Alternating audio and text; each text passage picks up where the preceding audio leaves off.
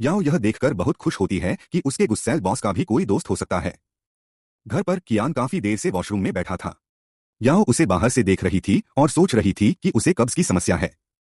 लेकिन कियान वॉशरूम में इसलिए बैठा था क्योंकि वू जून ने उसे बताया था कि उसे वॉशरूम में बैठे बैठे नींद आ जाती है। लेकिन काफी देर बाद कियान को समझ आता है कि ये सब वू जून ने उसे चिढ़ाने के लिए किया था। अब 40 मिनट बाद जब वो बाहर आता है, अपने कमरे में कुछ देर बिताने के बाद वह वॉशरूम जाने के लिए जाता है और देखता है कि वहां आरामदायक सीटें रखी हैं।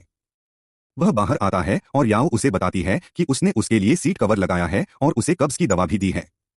लेकिन कियान उसे डांटता है और कहता है कि वह उसकी निजी जिंदगी में दखल न दे। इसके बाद याओ पूरी रात बैठकर केस का अध्ययन करने लगती है।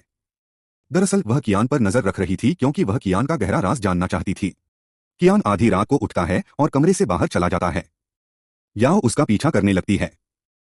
कियान को पता था कि वह उसका पीछा कर रही है, इसलिए वह जानबूझकर जॉगिंग करने लगता है। याओ उसके पीछे दौड़ते दौड़ते बहुत थक जाती है।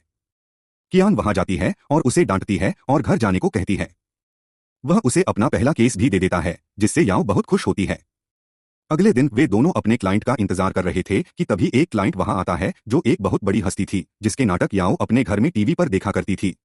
इसके बाद क्या होगा अगले पार्ट पे देखते हैं। अगर वीडियो पसंद आई तो लाइक शेयर कमेंट और चैनल को सब्सक्राइब जरूर करें।